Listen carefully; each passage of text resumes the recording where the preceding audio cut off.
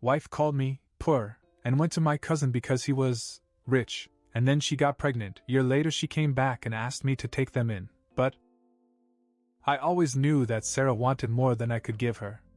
When we first got married, I thought she understood what my life would be like. I'm a teacher, and I love what I do. It's not glamorous, but $60,000 a year was enough to keep a roof over our heads, food on the table, and a little left over for date nights and the occasional weekend getaway. I never thought it wouldn't be enough for her. At first, things were good. We were happy with our modest little apartment and our simple life. But somewhere along the way, her expectations began to shift. She would scroll through Instagram and point out women with diamond bracelets and designer handbags, asking why I couldn't buy her things like that. I work hard too, Sarah, I'd say. Just not in a way that brings in that kind of money. She'd roll her eyes or sigh and let it go, but I could feel her disappointment in the air. Then her cousin Jake came into the picture. Jake wasn't just rich, he was obnoxiously rich. The guy had a $500,000 mansion, drove a Tesla, and vacationed in places like Bora Bora on a whim. Sarah idolized him, always talking about how he was living the dream. She started comparing us to him all the time, like my efforts were lacking just because I wasn't making six figures. The breaking point came on our anniversary. I'd been saving for weeks to take her out to a nice restaurant, and I got her a simple gold necklace. I thought it was thoughtful, but she barely looked at it. Instead, she muttered to herself, "Poor thing." I couldn't believe what I was hearing. I didn't ask her what she meant, I didn't need to. The word hit me like a slap. It wasn't just about money. It was like she was dismissing everything I had worked for, everything I had done for her. I didn't say anything that night. I finished my meal, paid the bill, and drove us home in silence. The tension only got worse after that anniversary dinner. Sarah didn't even try to hide her unhappiness anymore. She talked about Jake's last vacation or his new car, like it was some kind of standard I wasn't meeting. I kept telling myself it was just a rough patch, that maybe I wasn't sensitive enough to her needs. But deep down, I could feel the distance growing. Then came the night she told me she was leaving. She didn't sugarcoat it. "I can't live like this anymore, Mark," she said. "I feel stuck. You're comfortable with this life, and I'm not. I need more." I asked her what more meant. "Is it the money? The vacation? The house? What exactly is missing?" She didn't answer directly, but I could tell by the look on her face. She'd already made up her mind. A week later, she packed up and moved out. I found out through a mutual friend that she was staying with Jake. To say it was humiliating doesn't even begin to cover it. My wife had left me for her cousin, a man who, by all accounts, treated relationships like disposable paper towels. I knew what kind of guy Jake was, and I couldn't understand how Sarah couldn't see it. He wasn't going to be her ticket to a fairy tale life. But there was nothing I could do about it. When my family found out, their reaction was lukewarm, to say the least. My mother's first reaction wasn't to comfort me, but to suggest that I think about stepping up. "Maybe she's right, Mark," she said. "You're a good man, but life is expensive. Have you thought about getting a second job or looking for a better paying job?" Her words stung, but not as much as the lack of indignation. No one seemed to care that Sarah had just walked out and into the arms of another man, a family, no less. It was as if everyone was waiting for me to admit that I hadn't been good enough. For the first time, I began to wonder if I was the problem. Maybe I was too complacent. Maybe Sarah deserved the kind of life Jake was able to give her. But deep down, I also knew that no amount of money was going to change who she was or who I was. Still, it was hard to watch her parade her new life around like a trophy. Jake's mansion, his parties, the expensive gifts he showered her with, it was all on display. I kept my head down, focused on my work, and tried to move on. But every once in a while, I'd catch a glimpse of her life on social media, and it felt like a punch in the gut. What made it worse was knowing that my family wasn't just indifferent, they were enabling her. At one point I heard my sister say, "Jake's just more ambitious. Maybe Mark could take some notes." It was like I was the butt of a cosmic joke. But if I'd known how things were going to turn out, I might have laughed myself. Because as it turned out, the story wasn't over, not by a long shot. For a while, Sarah's new life with Jake seemed like something out of a movie. Every time I thought I'd put it out of my mind, someone would bring it up. Did you see Jake took Sarah to the Bahamas? Or, Jake bought Sarah a designer purse for her birthday. It was impossible to avoid the updates, even when I wasn't looking for them. Social media made it worse. Sarah posted pictures of herself at luxury resorts, wearing clothes that probably cost more than my monthly salary. Jake was in most of them, grinning like he just won the lottery. I couldn't figure out what irritated me more, that Sarah had left, or that she seemed so happy about it. Friends tried to comfort me, saying things like, "It's just a phase," or, "She'll realize she's not as perfect as she looks." But at the time, it didn't feel like a phase. It felt permanent, like Sarah had finally found what she thought she deserved, and I was just the stepping stone she'd used to get there. What puzzled me was how easily Jake seemed to accept her into his life. We weren't close as kids. Jake was the flashy one, always showing off, while I was the quiet, hard-working type. He made his money in real estate, flipping houses and living large. But I never imagined he'd cross a line like this. Despite the betrayal, I didn't reach out to confront him. What was the point? Sarah had made her choice, and Jake clearly didn't care about the consequences. Besides, I wasn't going to beg for her back. My pride wouldn't let me. But then, about 6 months into their relationship, cracks began to show. The updates weren't as frequent. The pictures of Sarah smiling in paradise were replaced by vague, moody posts about loyalty and true happiness. A mutual friend casually mentioned that Jake had started spending more time with his buddies and less time doting on Sarah. It didn't take a genius to figure out what was going on. Jake was bored.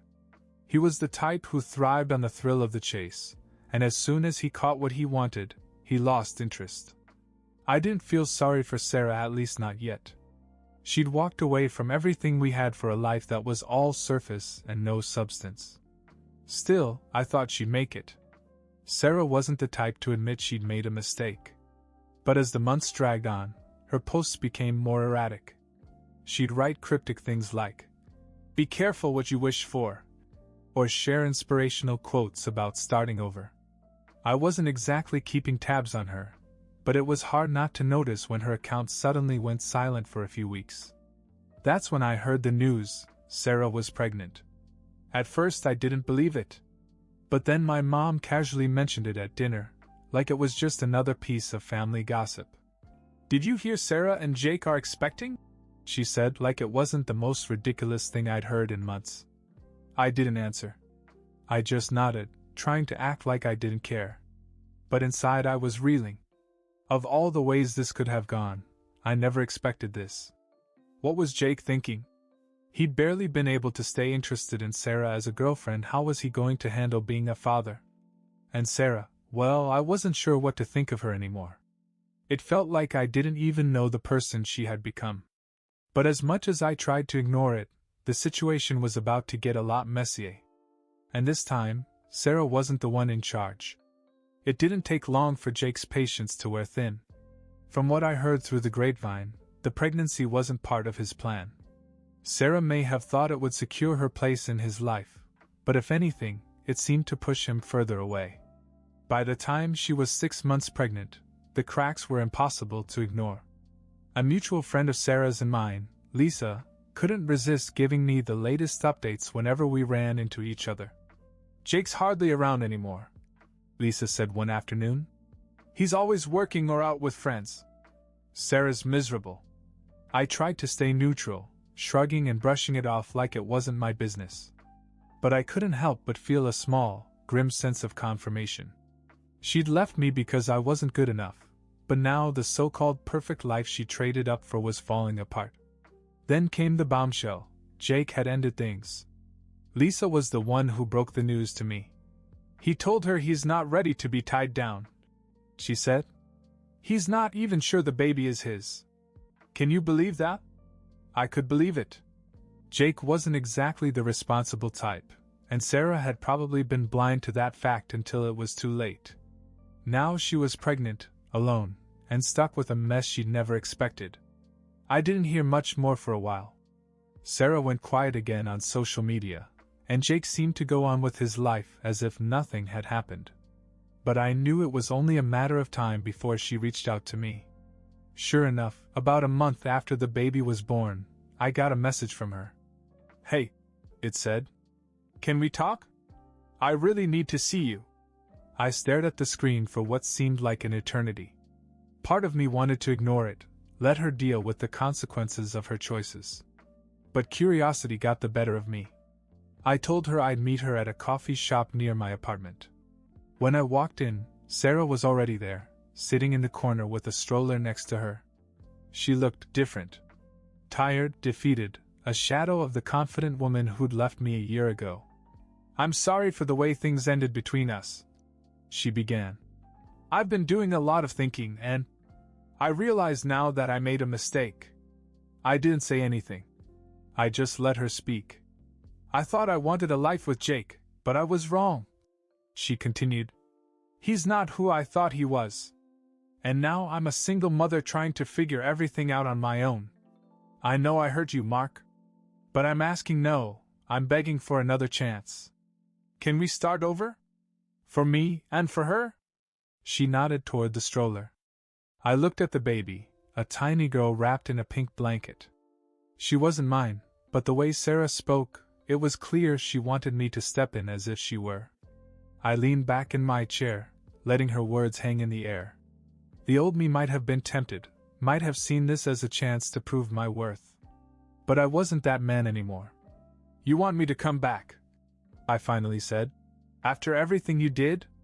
After you left me for someone else and dragged my name through the mud? You think I can just forget all that?" Sarah's eyes filled with tears. "I'm sorry, Mark. I was wrong. I see that now. Please, don't punish her for my mistakes." Her desperation was real, but so was my determination. I wasn't going to let her rewrite history to suit her needs. What I said next changed everything, not just for her, but for everyone who'd watched from the sidelines. I sat there for a moment, letting her words sink in. It wasn't just her apology, it was the audacity of it all. She'd left me in the dust, built her fantasy life on someone else's dime, and now that it had crumbled, she wanted me to pick up the pieces. "Sarah," I said, finally breaking the silence, "I'm not going to sugarcoat this. You made your choice when you walked out that door. You left me for someone you thought could give you more. And now that it didn't work out, you expect me to pretend it never happened?" She shook her head, tears streaming down her face. "I know I was wrong. I wasn't thinking clearly back then. But I've changed. I see things differently now." I leaned forward, keeping my voice steady. "If you'd come to me a year ago, before Jake, before all of this, maybe we could have worked things out. But you didn't. You chose to leave, and you humiliated me in the process. You didn't just betray me, you made me feel like I wasn't enough. And now you want me to swoop in and fix everything? To be a father to a child that isn't even mine?" Sarah began to sob softly, and for a moment I felt a pang of guilt. Not because I owed her anything, but because she obviously hadn't expected me to stand my ground. "I'm sorry, Sarah," I said as I stood up. "But I'm not the answer to your problems. You're going to have to figure that out for yourself." I walked away before she could say anything else. As I walked out of the cafe, I felt a strange sense of relief. For the first time in over a year, I was in control of the situation. I wasn't the victim anymore. What I didn't realize at the time was how quickly my decision would ripple through our circle of family and friends. Within a week, Sarah's failed attempt at reconciliation had become the talk of the town. Her family was furious not with her, but with me. My mother called me and said I'd been cruel and heartless. "She's still family," she said, "and that baby deserves a father figure. She has one." I shot back. "Jake. She made her choice, Mom. Let her live with it." But my mother wasn't the only one with an opinion. Other relatives chimed in, saying I should be the bigger person, or that it was my responsibility to keep the peace. Even Jake, of all people, weighed in, claiming I was overreacting. "Come on, man," he said over the phone. "You know how Sarah gets. She's impulsive. Just give her a break." I couldn't believe his nerve. "You want to talk about impulsive? You took my wife and then dropped her when you got bored. So don't call me looking for sympathy." That was the last time I spoke with Jake. As far as I was concerned, he was dead to me. But the fallout hit Sarah the hardest. She'd burned bridges with me, and now her family was starting to pull away. People who had once praised her for following her dreams were now whispering about her poor choices and questioning her character. For the first time, Sarah was truly alone. And for the first time, I didn't feel guilty. She had made her bed. Now she had to lie in it. But the story didn't end there. As it turned out, Sarah wasn't done trying to pull me back into her orbit, and her next move would be even more desperate. I thought things would calm down after our meeting in the coffee shop, but Sarah wasn't done. One night, my mom showed up at my house, looking worried. "Sarah's been talking," she said. "She's telling people that you refuse to take her back because you're bitter and jealous of Jake. She makes it sound like you're still in love with her." I sighed. "Do people actually believe that?" "Some do," she admitted. "She's making herself out to be the victim, Mark." I tried to ignore it, but it didn't stop there. Mutual friends began to contact me, saying that Sarah was hinting at a lawsuit for emotional distress. It sounded absurd, but I wasn't going to take any chances. I spoke with a lawyer who assured me she had no case, but warned me to be careful. A few days later, Sarah went a step further. She showed up at my work holding her baby and looking disheveled. She made a scene in the lobby, screaming at me to stop punishing her. I pulled her outside, keeping my voice calm. "You have to stop this," I said. "We're done. Move on and focus on your child. This isn't helping anyone." She cried, but I didn't budge. It was clear that she wasn't going to let go easily, but I was done being her safety net. It was time to put some distance between us forever. Sarah's attempt to cause a scene at my workplace didn't just stay between us. A few coworkers had witnessed it, and by the next day, the story had spread throughout my small circle. I brushed it off, but Sarah wasn't done trying to stir the pot. Not long after that, I started hearing from mutual friends and family again. This time the tone had changed. People were starting to see through her act. Apparently, her repeated attempts to drag me back into her life and her dramatic retelling of events weren't working out the way she'd hoped. "She's been telling everyone that you ruined her life," Lisa said when she called. But honestly, people are starting to get sick of her. It wasn't just friends. Sarah's family, the same ones who'd been so quick to defend her in the beginning, were starting to distance themselves too.